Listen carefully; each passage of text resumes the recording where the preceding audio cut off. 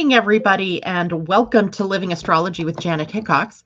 Grab your cup of coffee or your tea, sit back, and let's chat about what is happening up in the sky, the stars, for this week, shall we? So we began a conversation last week on Friday about the full moon, which happens this afternoon. My time at 4:56 p.m., 4:55 p.m., I think it was. For those of you on the East Coast, that would be 7:55 p.m. And for those of you further east into Europe, it will be Universal Time, 11:55 this evening. So we did a lot of chatting about what that full moon was going to look like, what time it was going to be, what the aspects were that were the strongest. And the one I kind of gave a rundown of the human design, of the Pleiadian-Earth energy, as we're also starting a new Pleiadian-Earth week in the Pleiadian-Earth calendar. And one of the things we didn't get to go deeper into was the human design aspects of that particular, of the moon. And really, it's almost a late conversation, as this is actually going to be the last day of the Sun and Earth combination in these two gates. But I want to be able to talk about it because it sets us up for where we go next, which is later in the week. I think it's on Wednesday. We end up at the autumn equinox, or the spring equinox if you're in the southern hemisphere. And that always represents a changing of the seasons for sure, but it changes the energy as well, as we're moving into a new category, if you will, of energy for the next season. And one of the things I used to always do, and I just haven't really offered it to people too much, is that the changing of the seasons is a really good time to get a reading on your transit chart of your astrology or your human design, or as I'm doing nowadays, I'm kind of blending them, because it gives you an idea that for what the energies are bringing you to for the next 3 months. So here we are, we're getting ready to move into the fourth quarter of the year, if you can even believe that, right? We're moving into that last quarter of the year. And what is it that we have built up during this year so far? Because those are the things that are starting to come into fruition. Now, in human design, we view this a little bit differently, because not only is it the changing of the season, but every time we have a change in the season or a quarter turn in the wheel of the year, we start that quarter at the gates of love. So all of those quarterly beginnings start right in the identity center, which is the yellow diamond or the white diamond, right in the center of your human design. And it gives us the opportunity to embrace loving energy or love energy in a new way. So the gates that we start at the equinoxes and the solstices bring us to the next level at which we'll be entertaining the energy of love. And this particular one that comes in the fall or in the spring, if you're in the southern hemisphere, brings us into the love of being grounded in the physical, right? Being embodied. And then also the gate of universal love. So it sees us at this time of year really embracing this idea of being an embodied spirit, right? Being in our bodies, being human, but also recognizing the divine that is within us, and then taking steps forward as that divine being, divine, grounded human being, right? That's the key here. And it's interesting because the seasons here at this time kick off the time period where we start to move through the sun, and the earth begin to move, the sun primarily, begins to move through all of the gates on the spleen center. The spleen center has 7 gates on it that can also be gates that create paralysis in our lives or fear. When we are in the fear response, we tend to get stuck or get caught up, can't seem to move forward. And once we begin to take a look at what role fear is playing in our lives, then we can sort of push through and move beyond it. So it's a very powerful gateway that we're getting ready to walk through this week. And that gateway then also sees us becoming embodied divine beings, living from that level, as opposed to living just from our human self, or from any other lower frequency. The potential for us is to live from love. That's the big energy that we're looking at. Now, does that mean that everything's fluffy and white rabbits and, clouds? No. It is a time of turbulence. And nowhere do we see that more clearly than in the days leading up to the fall equinox or spring equinox. And here we are today in the run up to that fall energy, or that shift, if you will. And what we see in human design is the sun and the earth at the gates of conflict resolution and crisis resolution. So what we have is a lot of potential for emotional upset, emotional turmoil that is seeking to find a solution. So if you in your own personal life right now are feeling like everything's up in the air, your emotions are all over the place, you're fatigued, you're headachy, you're tired, you're feeling like, oh my God, I can't face another day. I don't want to get out of bed. That was me this morning. I didn't want to get out of bed. Then you're right in good company, because you are moving through what is likely some of the most turbulent energy of the year internally and emotionally, in preparation for what comes next, which is turning the chapter or the page onto the last quarter of this year, right? So the calendar year I'm speaking of, not the human design year necessarily. Remember, the human design year goes a little bit further on into January before it changes. So this field of energy that we walk into today lasts us until the human design new year. And then, of course, we'll have that conversation in December about what are we looking at for 2022. And I can tell you it's probably going to be a continuation of some of the energy that we're in right now, but in a different way, because we'll have added the USA Pluto return to the mix. We're already feeling that, but it becomes a very powerful sort of clarion during 2022. So we have some big things ahead of us. So what we do now is uber important, right? Very, very important. All right. So I see a bunch of people checking in with me this morning. It's great to see you all. I want to show you my new tattoo. I got this over the weekend. What you see right in the middle of the dragonfly's body is the semicolon.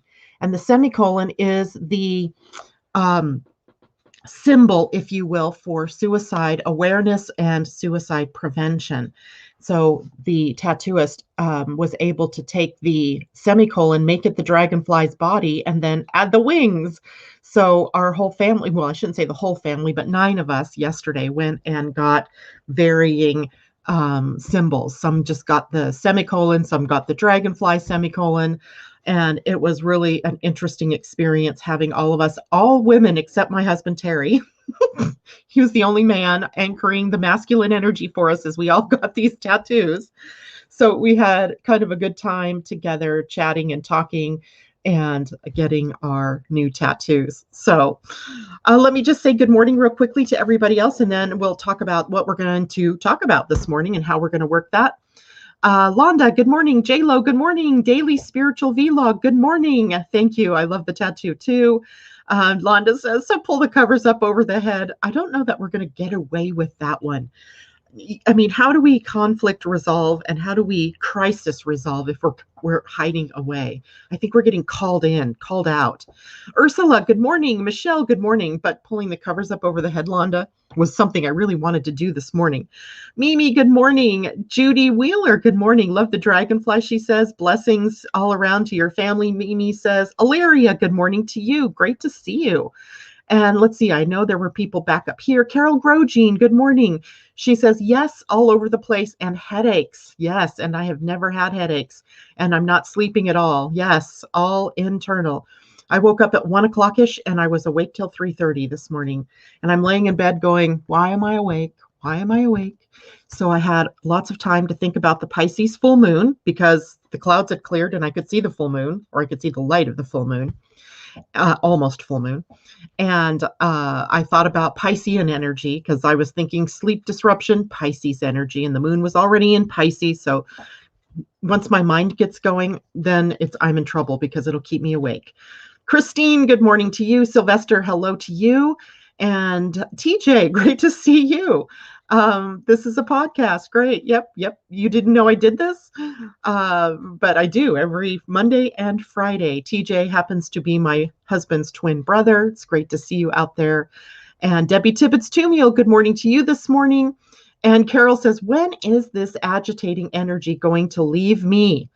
Well, it's a possibility that some of that begins to shift after today. So looking at tomorrow and into the Wednesday changing of the seasons, right? The actual equinox moment. Now, a lot of that has to do with how we are going to greet this energy. So we'll talk a little bit more about that here in just a few minutes. Good morning, Corey. I want to say that before I transition over and see lastly. Judy says, I always seem to wake up around 3 a.m. I rarely wake up except to go pee and then come back and go to sleep. But this morning, not the case. I was like, my mind was just going 100 miles a minute and thinking about all these different, and I try to focus my mind on things that I want to think about. Sometimes I'm successful at that, and other times I'm not so successful in that. So Mimi says, sleep is all messed up. Later, she said, up later than sleep till later. Oh, yes, I get you. Natasha, good morning to you as well. So here's how we're going to kind of work this morning. I want to go back to our conversation of the Canadian elections that are up today, because I wanted to show you, based on our conversation of the chart of Canada, what the issues seemed to be about. I found this really cool grid that was talking about the issues, and I want you to see how they were lined up with what the astrology was. I can't make this stuff up, and it was pretty interesting to see that. Then I want to have a conversation about the Pisces full moon, or the moon in Pisces. Let me reframe that, so we all have an idea of what Piscean energy is all about. Then I'm going to shift to the human design energy of today during the full moon. And then I'm going to give you a little bit more information then about where we're headed as the week rolls on. What are the major aspects that we're looking at? Okay. So first, let's do the Canadian elections, shall we? So in just a moment here, I'm going to share my screen with you all. And I know most of you are probably not Canadian, but I found this absolutely interesting to look at as part of our look. A few months back, we looked at the United States chart. So let's look at our nearest neighbor's chart, right? So that made sense. And if you'll remember in the chart of Canada, what we noted was that the sun at the day of the elections today was sitting in the 6th house, which is the house of the health of the body, or in a Hellenistic chart, which is what we were doing, right? A chart that looks at the energy of the country, of the people, of the leaders, to see what it is that the country itself might be experiencing. We noted the sun was in the 6th house of the chart, which is a house that takes in the health, the medical system, all of the things to do with how the institutions operate. And what's the very first thing here on the sheet, the cheat sheet for 2021 for Canada's elections, was about health, right? COVID-19 specifically. And these are the different names of the parties, I guess, that they have that are putting forth people to be elected. And God, my brain just went dead. Anyway, I can't think of the word, but you know what I mean. The people that are going to be elected, and health being the first thing on the list. Now, the second thing on the list was Indigenous issues. Now, we never really see that as a part of the platforms for our candidates, not very often. Yet we have just as many Indigenous people here. It's just a difference in how the two countries look at and deal with that aspect of themselves. And you'll remember that I said that this particular country in their birth chart had a Sun-Uranus conjunction. So they're often on the cutting edge of issues. And so even if, they're looking at Indigenous issues now, it might take the USA or even other countries around the world a period of time before they begin to really look at this and make it something important on the ballots. The economy. Remember in the chart that the transiting Uranus was in the sign of Taurus, which it is for everybody, but in their second house of money and economy and the stability of the economy. Here we have it, the third thing on the list. And then that goes into affordability, taxes, housing. The taxes issue, the housing issue, and affordability could be eighth house issues. In Canada's chart, they have Saturn in the eighth house, and that was being affected by that opposition to Uranus transiting through Taurus. So all in all, what I was seeing is some real coherence in the issues going on in Canada for their election, as well as what we're seeing that's on their docket for the elections today. I just want to take a quick look back at Canada's chart, which I kept handy. Oh, right. And that was the other thing, is that Venus is in Scorpio, transiting across Canada's natal Saturn. So that brings up the issues of national values. And if you look down all of these things, climate change, the health, childcare, affordability, taxes, housing, economy, all of these things have a lot to do with the values. So what I'll see likely as an outcome of the election is the person who most clearly represents the values of the nation being the one who is going to be elected.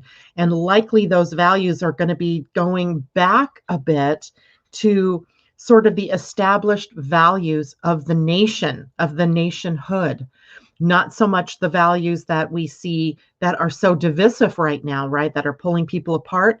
This seems to be sort of a referendum about bringing us back together, organizing ourselves, grounding ourselves. I think, our nearest neighbor, they help us with these things sometimes. And being able then to create a pathway forward that makes sense for the whole of the country. But remember, we also saw in their chart that there's a distinct division going on, that they had that Gemini moon and 28 degrees Gemini, where the full moon today is at 28 degrees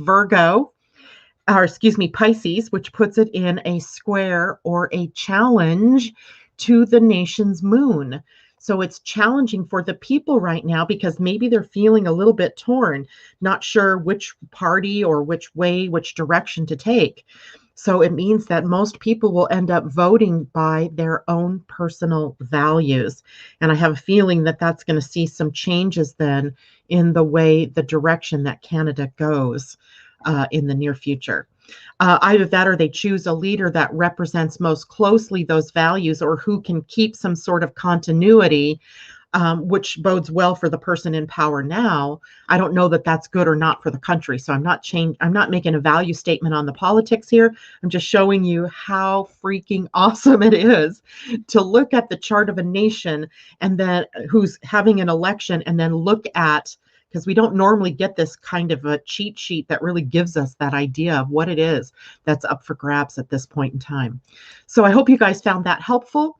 I always like to do that. I know it can be a little confusing for people because there's so much to the astrology of a chart like that, but hopefully people got something from that and can learn something about our neighbors to the north. All right, so that's enough for Canada at the moment. Let's take a look then at the energy of today's full moon, the time before we get to the full moon. So we're grappling with Piscean issues. Now, Pisces in a chart represents our creative imagination. It is all about how it is that we can picture things happening. So imagination takes us into the realm, sometimes of fantasy. It takes us into the realm of seeing things into the future so that we can make things happen. So you know how we talk about all the time that certain gates in human design, the gate 41, right, where Saturn is sitting right now, is the gate of imagination.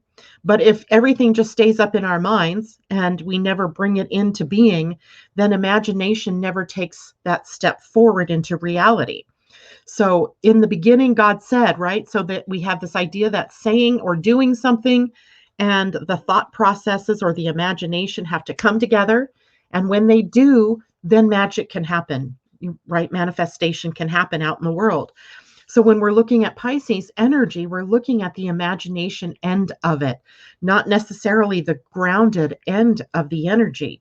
Virgo, though, on the opposite side, the exact opposite of Pisces, is the grounded energy of this particular full moon. So the full moon's in the imagination part, and the sun at the opposite end in Virgo in the practical get her done part of the chart, right? So we have both sort of at our fingertips right now.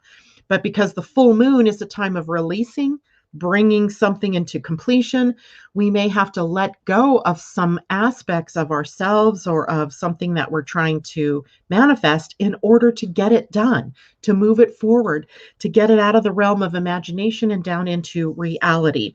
And this can sometimes bring up confusion, right? Confusion, which is another part of the Piscean expression.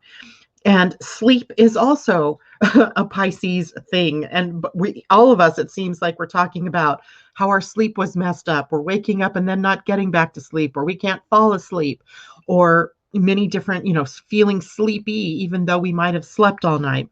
So sleep is also a part of the disruption especially this particular full moon. But Pisces energy is also the ruler of the joyful states of our being. So ecstasy, bliss, joyfulness, all of that, it comes in through Pisces energy and is available for us during this full moon, including universal love, right? The idea of bigger love. And you're going to see when we shift to human design conversation how universal love becomes the big drumbeat as we move into the fall. We also think of Piscean energy as the psychic and emotional sensitivity that we have. So we may be having more mystical experiences right now, profound dreams filled perhaps with symbology or imagery that is for us to decode in some way, to gain meaning from or direction from, and emotional sensitivity. This is a water sign, right? Pisces is a water sign, and as such, it's very emotional.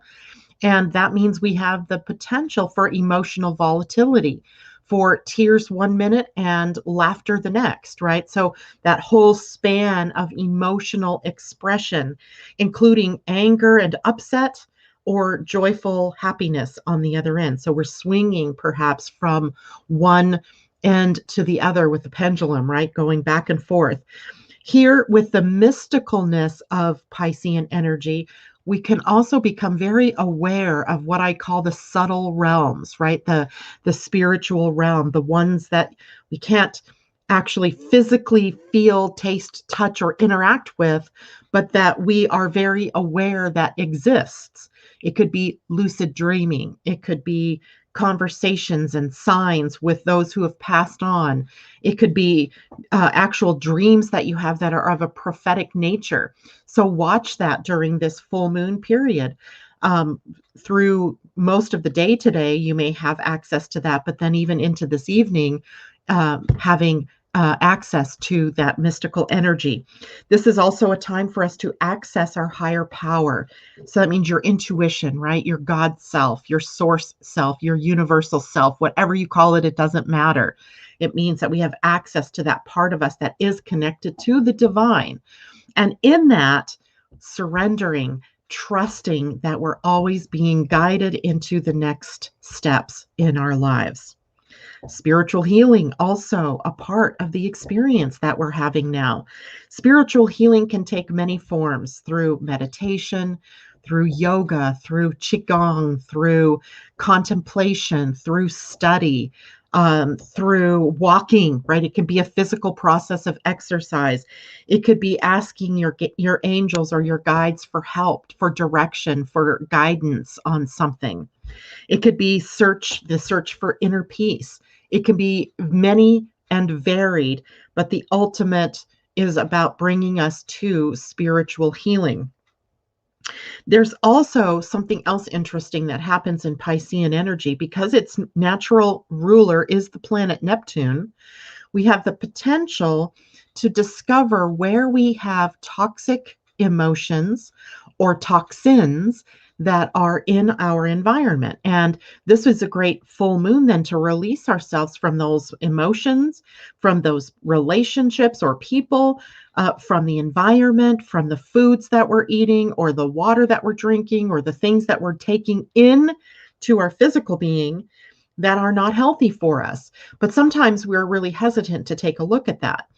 And this is our time, right? Take a look at that, not in a judgmental or harsh way, but just as a way to notice how your energy feels when you get around certain people or when you're in a certain environment or even when you're thinking certain thoughts, right? And remembering that who's in charge of your thoughts and your thought processes. It's not some invisible hand out there saying you must think these things and only these things. It's you, right? You're thinking your thoughts. And so you always have the power to shift. That's what we have here, the ability to shape shift or to move ourselves from the toxic environment or the toxins and move ourselves to health, right? Pisces, Neptune rule the lymphatic system, strengthening our immune system. Very important right now as we move into, at least in the northern hemisphere, the time of the year, the flu season, if you will, or the time where more viruses are around, we're more indoors. So strengthening the immune system, a perfect thing to do. And also seeking out healers, right? Don't forget our healers are also empowered at this point in time. They're empowered to be more intuitive, to be more guided, to help you to heal whatever it is that's going on in your own physical being. All right. Also, unconditional love. Let's take a look at that a little bit bigger or a little bit deeper. What do I mean by unconditional love? Well, I think we all have a sense of what that means.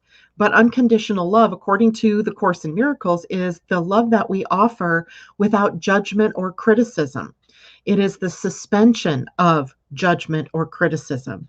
It is when we take everybody where they are and we love them nonetheless. It doesn't mean that we're doomed to stay in relationships that are not healthy. It doesn't mean that unconditional love says you stay in an abusive relationship. It just says that you suspend your judgment on that person. You don't need to make that person wrong. You don't need to make that person bad. You just need to take in your own power and take care of yourself and offer your own self unconditional love as well as the other person. So suspending judgment. Of course, it's never been in our realm to be the judge, right? It's never been in our realm. That's always been in the realm of the divine. Human beings, we're here to unconditionally love one another. And that means that everyone equally, right? Without the judgment, suspending that sort of judgment. In that is the energy of forgiveness. Pisces brings us into that forgiveness energy. It brings us into understanding, into compassion, into oneness, and also into that non-judgmental thinking pattern. It's funny because that already came up this morning in a conversation I was having. And I thought it was so interesting because as I'm sitting there writing about, being non-judgmental in my thinking, but also in interacting with people, it was coming up in the words I was choosing to use. And also, I think for some of us, we're not trying to judge necessarily, but the words that we use are very languaging, can sometimes take us into that judgmental sort of verbiage based on the thinking patterns.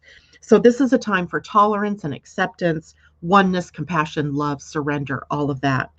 Now, we always deal with the negative realm as well, the lower frequency energy, because it can also be alive and well on the planet during this time. And the element of low frequency for Pisces is about victim thinking or victim mentality, keeping ourselves caught up in the defeatist attitudes or procrastination. Panic attacks and anxiety are all symptoms, by the way, that we're in that lower energy field of that victim mentality. Deception. Neptune here brings deception and the addictions. And I don't mean just to substances, addictive thinking, addictive behaviors, and disappointment. So we have these low energy patterns. In the body, we already talked about the fact that Pisces and Neptune rule the lymphatic system. So toxins and poisons and things like that in the environment become sources of problems for the physical being. Toxins in our own environment or our own experiences in relationships can also be the source of toxins in our own bodies. So we have that. And then as well, Pisces rules the feet, unbelievably, the feet. So if you're having issues with your feet, you need grounding, right? The feet ground us to the planet. Neptune, being the ruler of Pisces, can also upset our grounding. But I also want to share with you that another co-ruler or more traditional ruler of the sign of Pisces is Jupiter. So we also have a very benefic planet on board during this time period for us, right? Taking us into growing our, broadening our horizon, growing our consciousness. So when we tap into the more positive Piscean expressions, releasing ourselves during this full moon from some of the more negative Piscean themes, we stand to grow, right? To evolve and to broaden our experience here on the planet. Now, today the moon has three main connections that it makes with other planets, one of which is a conjunction to Neptune. Neptune is in Pisces. In fact, that happened early this morning for us. So earlier in the day, the moon came into that conjunction with Neptune, and we were able to maybe become very intuitive. We were probably tapping into more spiritual or higher self energy. And just now, as I drew the chart up this morning, the moon was at 22 degrees of Pisces, Neptune at 21 degrees. So the moon is already 1 degree past, still in orb, still being affected by its connection to the planet Neptune. Now, as the day goes on, we move into a sextile to Pluto. Now, for those of you who are kind of new here or don't understand astrology in the same way that I do, when I talk about aspects, a conjunction, a square, an opposition, a sextile, I'm talking about a relationship that the two planets have to one another from a mathematical or mechanical standpoint, but then also from a relationship standpoint. How do they get along? Do they see each other do they see eye to eye? Are they, totally off base with one another and can't communicate? When we're talking a sextile, we're talking about colleagues, a colleague relationship. These two, the moon in Pisces and Pluto in Capricorn, while in signs of different qualities, different elements even, they can see sort of each other's point of view.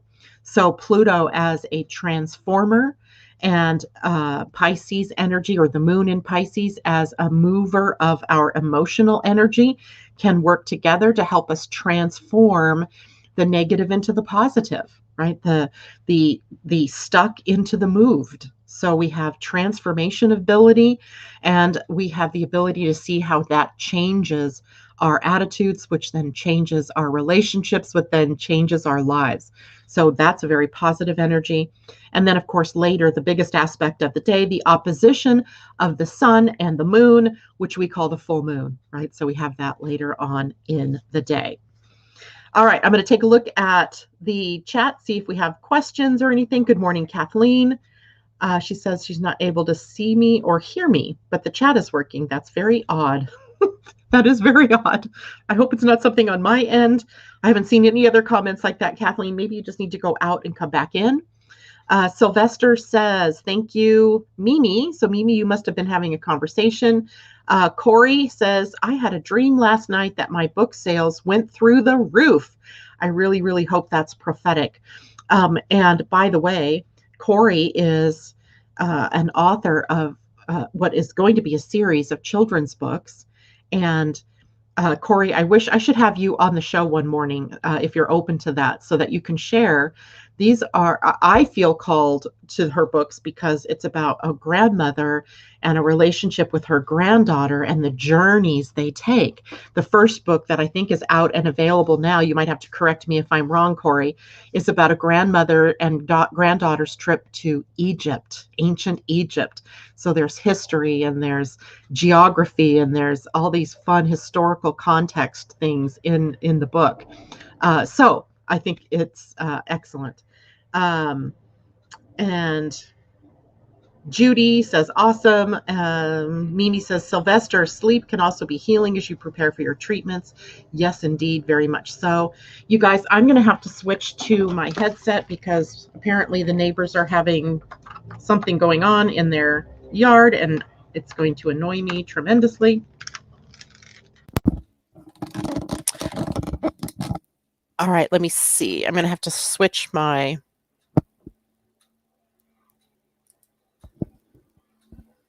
Can you guys hear me? Can somebody just reach out and say that you can hear me? Thumbs up is working. I had a dream. JLo says some chubby little old man was giving me a fat little baby toad. Okay, great. Thank you guys for telling me that you can hear me, because when you change mics, sometimes you can't get heard. And I couldn't figure out how to change the settings, so thankfully it just did it on its own. Okay, thank you guys. Thank you. All right, so that takes us into Pisces energy. So now we're looking at what is the human design going to be about this. And I'm going to share my screen again because I wanted to show you a couple of different things about that. So one moment here while I switch over. And TJ wants me to say a shout out to those listening in Long Beach, California. Hello, Long Beach crew. It's good to have you all joining me either in podcast, which you can hear at any time after the show ends, or the podcast this morning. The broadcast each Monday and Friday is available on YouTube. My YouTube channel is Living Astrology, and it's also available on my Facebook business page, Living Astrology. So there you have it. Many different ways in which you can find me on Mondays and on Fridays. So what you should be looking at right now is a human design chart. And I wanted you to note that the powerful energy for the full moon and for the day is sitting on the solar plexus, or the emotional center. So the emotional center, as all of you know, is the center right now that is also up for mutation. We are becoming more emotionally intelligent. And when I say that, it isn't that we are letting go of our minds, or that we have been emotionally, we have been emotionally unintelligent. I'm trying to find a very cautious way of saying that. But it's hard to say that we have been emotionally intelligent when we have not. Right? We as a species are fairly new to the emotional center. The emotional center literally is one of the newer energies that human beings, not that we haven't had access to emotions, but that it's becoming a power source in our design, where we are learning through the repercussions of reaction energy, right? The knee-jerk reactions, and how that upsets our relationships, blows up our lives. That impulsive energy that can really create havoc, crisis in our lives, has been a problem on the planet. And it's our emotional reaction that has created wars, that has created dysfunction in everyday life. What we're aiming for is emotional response.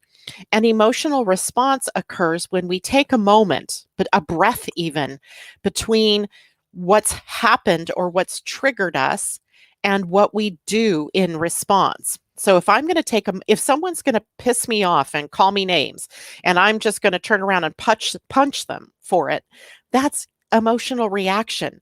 And that leads to trouble, right? Somebody's going to get arrested, or there's going to be more damage done to the relationship.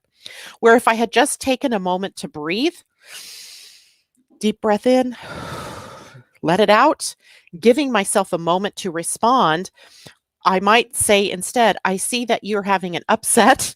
I'm going to walk away. Let's chat later, right? So the response diffuses the situation. But so many times we are all falling victim to that emotional volatility. And that's what's beginning to really change.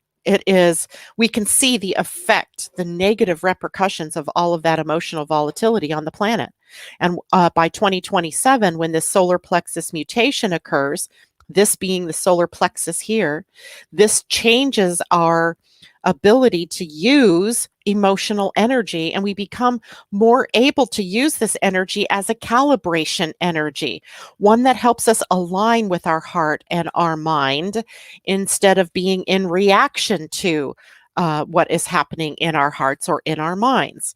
So it is the source of power that we are, as humanity, are moving toward. Now, this, to be sure, is not a quick, like one day in 2027, this all changes. This will become a 400-year process of our becoming as human beings more and more emotionally intelligent. But for all of us alive on the planet now, we're the ones that have to start that process. We're the ones that will lay the template for how that's going to look as time goes on.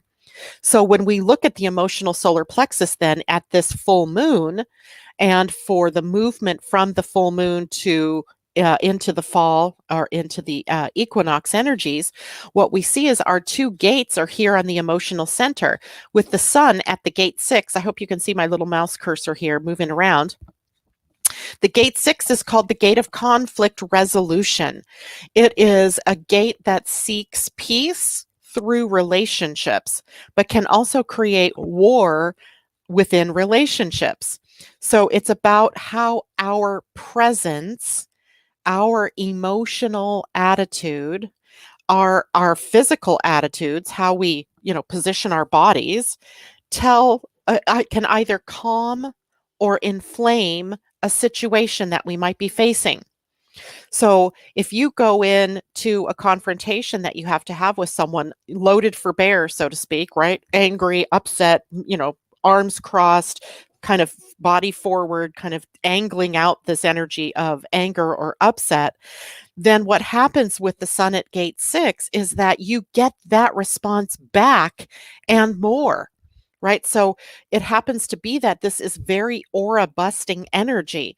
So your demeanor, your attitude, your presence breaks into another person's energy and causes that person to become like you. So it becomes a mirror. If you go in peacefully into a situation, you're going to get that mirrored back to you. If you go in angry into a situation, you're going to get that mirrored back to you. So we either have the ability right now to be a peacemaker or to be a pot stirrer, right? So we can either choose to make it a more lovely experience with one another, even in a difficult conversation, right? We can have a difficult conversation with one another based in love energy and not anger. Right? I'm not saying don't feel anger, right? I'm not going to take that away from you. You can't.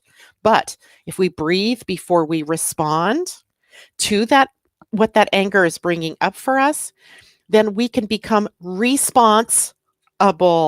Responsibility is ours for how we show up in our relationship. So the energy of the sun at the gate 6 during the full moon is about bringing clarity to emotional situations that we find ourselves in with one another, with the world at large, between, peoples, between tribes or communities even. And the best pathway then in this energy is to seek compromise, right? To seek a win-win, not a lose-win or a win-lose, right? We don't want that. Now, interestingly enough, this has impact. This gate has impact on the pH balance in our bodies. So if you're, Londa this morning looked at the picture of my my tattoo and she said, "Oh, and drink a lot of water because you're dehydrated." Because literally I sat in the tattoo place for 5 hours. I drank one, maybe 6 ounces of water the whole time. And I'm usually down 40 ounces or so by that point in the day. And I was feeling dehydrated. Well, if we become dehydrated, then we don't have the ability to really go through the emotional energy with clarity, right? Our pH balance gets upset toward the acidic side. And if we are on the other side, we are more alkaline. And what we're aiming for is a balance here. So our emotional energy then is also at the effect of our pH. Right. So if you're eating a bunch of bad foods or drinking a bunch of acidy Cokes or colas, you're upsetting the pH balance in your body. And right now, that might not be such a good thing. Right. So trying to keep our pH in that normal or neutral range, that helps us to keep our emotions in a neutral range as well. It's right. Like art imitating life, only this is our emotions imitating what's going on in our body, or our body imitating what's going on in our emotions. So what we want are clear feelings, that helps us maintain a clear environment and clear relationships, right? Being clean in your relationships. Unclear feelings or volatile feelings makes for volatile relationships or trouble on the horizon between us and other people. Then the moon. The moon and the earth are over here at the gate 36. And the gate 36 is about crisis resolution. This is an energy of tests. It's almost like sometimes I think it comes from boredom or a restlessness that we're feeling, like we don't know what to do with this energy that we're feeling within us. So we go out and we poke the bear, right? Or we try to, we take a situation that's already been solved and we lift up the rock and look under it and find a whole nother, thing out there that we have to deal with. And sometimes it's best to leave the rock in place. Sometimes it's best not to poke the bear. And yet this 36 energy wants to do just that. And the energy of the gate 36 can really be about the experiences we have in the field of emotions. And how do we want those emotional energies to look like? How do we want to feel in our relationships? How do we use that energy of restlessness or boredom or not, that I call it scritchy. That's one of my favorite words, scritchy feeling. It's just that irritated, scratchy, scritchy feeling, right? That we have. We don't know which way to go. It's like all your nerve endings are sort of on fire. And we have the choice of whether we're going to go and push something to happen, or are we going to hold the space and just allow, breathe, get to meditation or yoga or exercise or something that's going to help us shift that energy before we jump out and do something that we might regret later. So 36 is the trigger, if you will, to some of the volatility, but it can also be the trigger to transformation in our lives if we allow it to have that role instead of just doing things out of a sense of boredom or restlessness. So now that is how we end this particular time period with the full moon. It is also how we end the third quarter, of this year. And now we are looking at what comes next. Well, what comes next is as soon as we finish with the full moon, because remember the full moon is going to be at 28 degrees Pisces. We only have another couple of hours of that energy before it shifts into Aries energy, because Pisces moves to Aries. And that begins the shift for us into the fall equinox, which happens to land at the gate 46, which is where the sun will be, and the gate 25, where the earth will be. These two gates are gates of love. This whole center, remember, is a center of love energy. When it becomes defined, which for some of you, the placement of the sun and earth at these two gates is going to define the identity center. And you're going to become more giving, loving in your energy field. When this center, the identity center, is colored in, it's called defined. And for those of you who might be new or who have gotten lost a little bit in what I'm talking about here, go to my website, www.living-astrology.com. Request your free astrology or human design or both charts, right? You can get those for free. They come with reports that will help you orient yourself to this conversation. Don't give up on it just because you don't understand it. It's not that it's that complex, it's that it's just new, right? It's new to you. So go get the chart, go get your free report, and then follow along with us in the mornings as you are able then to learn more about this. So the main thrust of the conversation here then is that the gate 46 and the gate 25 bring up the potential for love. So for the next 4 or 5 days after the full moon, we have this access to the question, how can I be the embodiment of love? How can I embody more and more love? That might mean loving my body more and more, taking better care of my physical being. If you're someone who spends a lot of time out there in the ethers, maybe it's time to be more present and more fully in your physical being. Loving the body, the temple of the spirit, the temple of your soul, the temple of your divine connection, right? So it brings that focus into play. Then the earth challenges us, because the earth always is the planet We don't always use Earth in astrology, but in human design, it's a prominent player. And the player is your feet are grounded on the Earth. So the Earth brings up the challenge that we have. In order to be the embodiment of spirit, we have to know what universal love is. We have to know. We have to know that love is the big energy of the universe. It isn't hate. It isn't unrest. It isn't ugliness. It isn't strife. It isn't conspiracy theories. It isn't division. It isn't upset and disappointment. It's love. Love is the defining energy of the planet, of you as a being. All of those other things that we just spoke about are all part of the fear field or part of the shadow field. Now, interestingly enough, we have these 4 or 5 days to focus on love energy before the Earth and the Sun begin to trigger fear. As then all of the gates of this center, the spleen, all double as fear energies.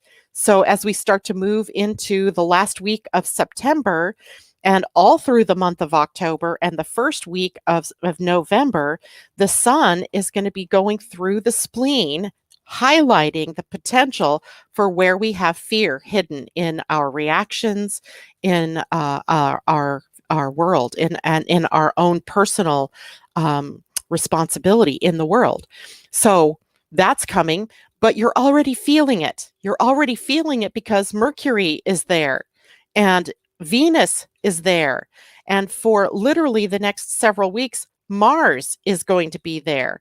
And then finally, the Sun is going to show up there. So we are really almost hyper-focused right now on what fear is doing to us personally, and also as to what it's doing to us in our world, on the planet. And if we wish and hope to become galactic citizens at some point in our history, we need to learn how to release the shadow energies, because no higher civilization is going to want to embrace a people who have not even figured out how to be peaceful with one another yet, right? So we have a lot at stake. There's a lot changing. There's a lot of responsibility on each one of our shoulders. It isn't going to be our politicians that change the world. It isn't going to be our religious leaders that change the world. It's going to be each of us as individuals that change the world. And we change that world by becoming more loving. And every time we come to the gates of love, we have that opportunity to take that in, to look at how is love impacting us, or how is the opposite of love impacting us? How is fear impacting us? And we get to make changes.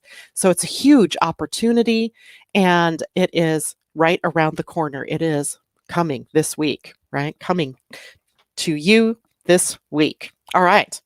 So I'm going to stop sharing my screen, go back to the conversation window. So snarky humor Mimi says 36 can feel like someone is standing on my last nerve. I will wish said person enlightenment and step away. I even used that phrase. Let's see, it was Saturday night. So yeah, Saturday. We all were gathered at my daughter's house. This was the weekend we were supposed to go to the races, and Bailey, Brian's stepdaughter, was going to get to do a memorial lap carrying an American flag, which was something Brian loved, and as a memoriam to him. And unfortunately, they race on a clay track, and it had just poured rain, and they couldn't dry the track out enough to be able to do that. So the races got canceled. So instead, we gathered as a family at my daughter's house, and we played the transformation game, which is always fun. That game is amazing. It's mystical. It's magical. So we got to play that game, and that was one of the things that kept coming about. For us is the last nerve, right? Everybody's sort of on the last nerve, but in different ways, like something, whatever it is that has been the trigger. It could be a situation, it could be a relationship, it could be the world at large, it could be your health, it could be your finances, whatever it is that has you on your last nerve. It's time to release that through the fear that you might be feeling around it, and just become more loving. That's the way to do this, becoming more loving. I know that sounds sort of simplistic, but it's really the truth. The more loving you are, the less space there is within you for fear and for the shadow energy, for anger, for hate, for disruption, all of that. So thanks for the humor though, Mimi. Sylvester says, my spleen is defined. Now, some of you have that defined spleen, which the spleen is the center for time, intuition, health, and it's survival energy. And, or is it? It is. It's survival energy. It's done its job. It's kept humanity alive. But what we want to do by releasing fear is to become more thriving and flourishing, right? We want to thrive. We want to flourish. We don't want to just survive. We've done that, right? We've done that. So what becomes very obvious then is the need for us to move through the shadow energies. So the shadow field of energy happens in the spleen. So the spleen, when it's defined, has a very definite way of approaching fear or approaching survival. And I'm not going to say that's good or bad. It just means that if you find yourself in a situation where you're stuck, where you're caught up and you can't make change, it's likely owing to the definition in your spleen. And you might have to really take a look at yourself from a different viewpoint so that you can release yourself from shadow energies. If you have an open spleen, if it's open in your chart, it's going to be white. And the spleen, let's see, do I have a human design chart sitting in front of me? Yes. Let me show it to you in a picture here. If you're looking at a human design chart, the spleen is the one that is over at the bottom left side. So if you're looking at it, it's on right now in this pic. Yeah, it's the bottom left. It's right here. Right. So that's where the spleen is. If it's colored in, it's going to be this goldish brown color. We call that defined. If it is open, it's going to be white, and just white. It means you might have some gates hanging off of that, but it's not going to be colored in. So that means you're someone who's taking in the shadow or fear energy from the people around you or from the transiting planets. And remember, I just said those transiting planets are highlighting all of those. And it's all the inner planets that are highlighting this. So it's personal to you and personal to me. Then you're going to take that energy in, amplify it, and rebroadcast it. So you may become more fearful even than the people who have it defined because it's not your energy. You're taking it in from those people around you. So watch out for that, right? Watch out. You can take it in and you can use that energy temporarily to help you see where you have maybe some hidden fear or where there's people around you that maybe have some fear. And then you can work to apply love to the fear to release yourself. Love is the only antidote that we have to all of those fear energies of the spleen. More and more love, more and more consciousness, right? Conscious awareness of love's impact as opposed to the fear impact. I hope that helps. J-Lo says, you got this, Sylvester, blending all together. I love it. Going back and seeing if there's any other questions. Kathleen says, I'm so sad a friend died and it's beyond sad. I feel so much closer to him or his absence is compelling. So sorry to hear that, Kathleen. It just seems like that's another trigger on the planet right now. Over the weekend, my sister lost her grandson to a heroin overdose. I lost my niece lost her husband to COVID. And of course, I lost my son earlier this summer. Every one of you, I guarantee it, has lost someone or knows someone who's lost someone close. So that's another thing that we're wading through on the planet right now is our collective grief over the people that we've lost personally, over the people we love who have lost people personally. It's difficult, and it makes doing our own personal work a little more difficult, right? It's hard to do that through sadness. It's hard to do that through crying, through tears, through the upset, but we must, right? We must. And I feel like, people are leaving the planet to prepare for an influx of new souls as the planet evolves to the next level. So I prefer to look at it that way instead of it being senseless death. It's more like there's a reason and a purpose to this. And maybe it's all about a next batch of souls having come through the experience on planet Earth, elevating to the next level, coming in to help the whole planet evolve to the fifth dimension, if you will, or the next level. Okay, so let me make sure I ran through everything that I wanted to do. We talked about Canada, we talked about the moon in Pisces, the full moon, the sun, and the earth at the gate 6 and 36, and then the move to 46 to 25. Awesome, we did it. Lastly, what I'd like to do is pull a card for us for the full moon, but also for the week. So let's make it in general. We're going to make it a spirit animal. And I think I'm going to pull a galactic card for us to see how is it that we can move to the next level. But I love to pull the animals, as you know, because I love the animal spirits. They're great teachers for us all. And yeah, so let's see what card. I remember when I first got this deck, I kept pulling like 5 times in a row. I picked the dragonfly, which is partly why I ended up with the dragonfly tattoo on this arm, right? This tattoo. And then I realized it happened to be the model of the gene key 55, right? The shadow of which is victim energy, and the gift level is freedom. So I prefer to think now of the dragonfly as how we can become free. What I've pulled is Coyote Spirit, and Coyote Spirit says, trust in divine detours. The card was upside down, which means it's a protection message. The number is 16, which is a 7, so she has a highly spiritual message for us. Coyote Spirit, trust in divine detours. All right, let's see what that means for us all. 16. And the oracle's message and protection says, sometimes a goal is so enticing and alluring that you lose your footing in the pursuit. You begin to fixate on capturing this prize, whether it be an opportunity you have always wanted, a relationship with that elusive someone, or the promise of that big break.